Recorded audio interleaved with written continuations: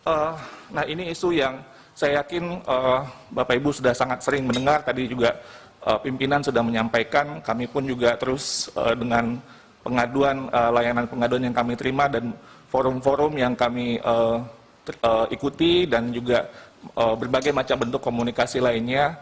Ada 4 isu utama dari tahap 1 dan tahap 2. Yang pertama, itu di tahap 1 waktu itu mungkin Bapak Ibu masih ingat di akhir tahun, ketidakjelasan tentang pemberkasan untuk guru-guru yang sudah lulus di tahap 1. Ini sudah jalan, ada solusi yang segera dilakukan, yaitu surat BKN untuk menjadi dasar bagi Pemda untuk segera memproses pengangkatan P3K guru-guru honorer di daerahnya masing-masing. Ini batas akhir untuk penyerahan dokumen nantinya itu kepada BKN tanggal 31 Januari 2022. Ini proses yang sudah sedang berjalan. Lalu yang kedua, ketiga sebenarnya itu mirip, tapi yang ketiga nanti akan itu lebih fokus kepada masalah yang sangat kritis yang tadi sudah disampaikan oleh Mas Menteri dan sudah dijelaskan bagaimana posisi kita, adalah yang sudah lulus passing grade. Yang ini di tahap 1 sudah menjadi masalah, jadi mereka sudah lulus passing grade tapi belum dapat formasi, tapi di tahap kedua ditambah dengan isu sekolah swasta. Jadi yang ada guru honorer sekolah induk yang bagian ketiga sudah lulus passing grade namun kalah bersaing dengan guru swasta. Nah, inilah yang isu yang terus kita juga menerima banyak sekali masukan-masukan dari berbagai pihak, dan kita melihat sebenarnya seperti tadi saya sampaikan, jika Pemda mengajukan formasi secara maksimal 1 juta formasi, maka sebenarnya formasi itu berlebih 250.000 atau sekitar 25% dari guru honorer existing. Jadi sebenarnya formasi itu jauh lebih banyak daripada guru honorer yang ada di lapangan. Jadi sehingga kita akan terus mendorong, memperjuangkan bersama-sama bagaimana Pemda bisa memaksimalkan pengajuan formasi tahun ini. Nah, yang waktu itu saya juga sama Kang Dede waktu di podcastnya juga menyampaikan tentang ini. Di tahun 2021 itu sebenarnya sudah ada surat dari Kementerian Keuangan untuk menjelaskan alokasi dana per Pemda. Yang surat ini disampaikan ke seluruh kepala daerah, gubernur, bupati dan wali kota. Dan untuk tahun 2022 ini sudah disampaikan dari tahun 2021. Jadi suratnya tanggal 13 Desember tahun 2021 dari Dirjen Perimbangan Keuangan untuk menyampaikan bahwa perhitungan anggaran P3K dalam dana alokasi umum itu sudah dilakukan dan bersifat earmark. Ini saya tebalkan sejak tahun 2000, surat yang pertama sudah disampaikan oleh Kementerian Keuangan bahwa kalau dalam sistem penganggaran yang namanya earmark itu adalah dana yang penggunaannya ditentukan secara spesifik sehingga tidak dapat digunakan untuk belanja lain. Sekali lagi, earmark ini kalau dalam penganggaran ini maksudnya adalah dana yang penggunaannya itu ditentukan secara spesifik sehingga tidak dapat digunakan untuk belanja lain. Dan ini ditegaskan ke surat yang sebelumnya itu sekitar bulan Maret 2021 untuk P3K 2021, untuk pengajuan 2022 yang sudah dihitung juga secara maksimal, itu juga sudah dikeluarkan surat dari Kementerian Keuangan kepada seluruh kepala daerah. Nah, kami terus dan bersama-sama dengan Kemendagri, Kemenkyu, Panselnas untuk melakukan sosialisasi dengan semua Pemda untuk mendorong pengajuan formasi secara maksimal.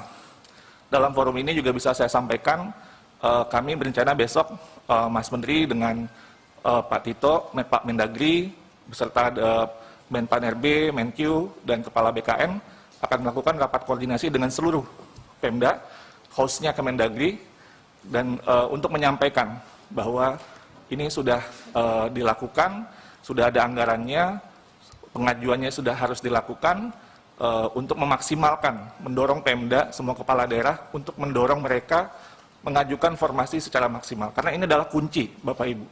Kalau ini formasi 1 juta ini nggak diajukan secara maksimal, akan timbul masalah sudah lulus passing grade tapi nggak dapat formasi, padahal formasinya jauh lebih banyak daripada guru honorer existing. Jadi ini harus kita dorong terus, mohon bantuannya juga Bapak Ibu di Komisi 10 untuk mengadvokasikan ini. Dan yang seterusnya adalah tentunya seperti tadi yang disampaikan Mas Menteri, kita ingin mendorong ada segera terbitnya Permenpan yang baru. Sehingga aturan main yang baru, seperti yang prinsip-prinsip yang Mas Menteri jelaskan tadi, itu bisa kita langsung akomodasi, lulus passing grade, nggak perlu lagi ikut ujian. Jadi begitu formasi yang muncul, itu mereka didahulukan dan mendapatkan formasi. Jadi itu perjuangan yang terus kita lakukan di Panselnas, dan Mas Menteri terus tentu juga mengadvokasikan hal ini. Setelah itu yang poin yang terakhir, dan ini yang juga tadi Mas Menteri sudah sampaikan, bahwa guru-guru swasta kehilangan guru-guru mereka. Kami sudah menginisiasi dialog, ya memang ada yang secara terpisah gitu ya, tapi waktu itu kita undang BMPS sebagai lembaga atau organisasi yang mewadahi berbagai macam sekolah-sekolah swasta atau badan musyawarah perguruan swasta, tanggal 6 Januari. Itu masih sangat sudah tahun baru, sebenarnya waktu itu di akhir tahun karena kita sudah ingin untuk melakukan dialog, tapi ketemu waktunya di awal Januari, dan kita mendengar berbagai masukan-masukan dari berbagai anggota BMPS dari berbagai provinsi, dari Sumatera sampai ke daerah timur, yang intinya tentunya bagaimana guru-guru swasta dari pihak yayasan ya tentunya ini, guru-guru swasta yang telah lulus formasi ini dikembalikan dan ditugaskan di sekolah swasta. Nah, tapi dialog kemudian berlangsung dan kita pada akhirnya memahami bahwa kunciannya itu ada di Undang-Undang ASN, dan BMPS itu akan mengajukan judicial review untuk Undang-Undang ASN ini. Lalu kemudian yang tadi sudah disampaikan oleh Mas Menteri juga, ya sesuai dengan undang-undang ya semua warga negara ini berhak untuk mengikuti kesempatan untuk ikut seleksi sesuai dengan undang-undang, dan juga kita mendorong semua sekolah swasta agar juga bisa membayar gaji guru-gurunya dan juga kepala sekolah sesuai atau minimum sesuai dengan UMR, sesuai dengan Undang-Undang Ketenagakerjaan. Lalu selanjutnya, slide berikutnya. Bapak Ibu, ini adalah gambaran perbandingan formasi dan kuota per daerah, tapi angka yang terpenting di sini adalah ada 758.018 formasi sesuai dengan rekomendasi Panja Komisi 10. Kita sudah melakukan perhitungan termasuk seperti masukan yang kami terima untuk guru agama. Itu 758.018. Ini perhitungan kebutuhan kita, dan ini kita ingin memaksimalkan angka ini kepada seluruh Pemda untuk dapat mengajukan formasi ini, sehingga tahun 2022 ini kita bisa insya Allah menyelesaikan masalah guru honorer dan juga seluruh formasi bisa terisi dengan baik.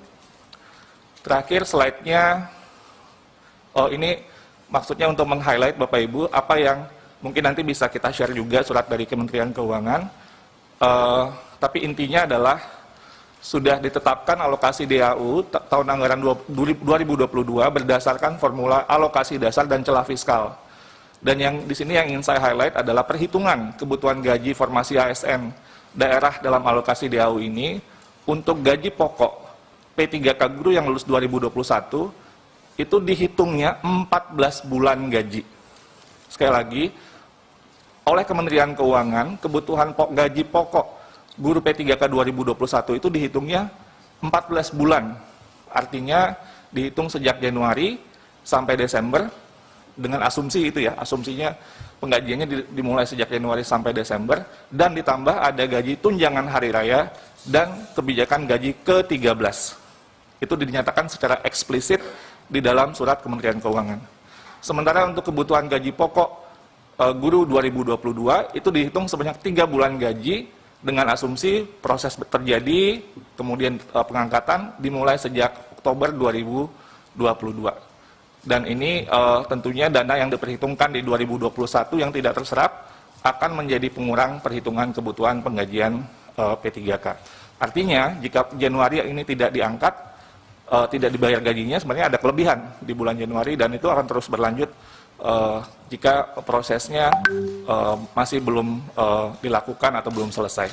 Jadi anggaran yang dialokasikan sebenarnya ini cukup besar untuk 14 bulan gaji untuk 2021 dan 3 bulan gaji untuk guru yang nantinya diangkat atau lolos di 2022, seleksi 2022. Itu mungkin dari saya terakhir. Ini hanya ingin menyampaikan kepada Bapak Ibu Komisi 10 bahwa rekomendasi Panja ini sudah kita tindak lanjuti, misalnya melanjutkan seleksi 1 juta guru P3K yang sebelumnya mungkin dikhawatirkan akan berhenti saja, tapi kita ingin memaksimalkan, mudah-mudahan dengan Permenpan baru nanti kita bisa lebih besar lagi. Jadi mungkin kalau masih tahap ketiga masih belum, kita terus akan melakukan seleksi sampai maksimal formasi terisi, lalu kemudian melakukan pengusulan pemenuhan kebutuhan guru 2022 berdasarkan peta data yang sudah kita sampaikan, membentuk layanan pengaduan, ini juga sudah kami lakukan, Bapak Ibu Komisi 10, di https://guru p3k.kemdikbud.go.id dan nomor layanan pengaduan 15997. Ini luar biasa sibuknya layanan pengaduan ini, dan kita terus menambahkan anggota untuk memastikan kita bisa melayani atau tidak jauh lah harinya untuk menjawab pertanyaan-pertanyaan yang diajukan kepada kami. Sosialisasi kepada pemerintah daerah untuk pemenuhan kebutuhan guru terus kita lakukan, termasuk lapor yang akan kita lakukan besok dengan Kemdagri dan semua anggota Panselnas, Kemenkeu.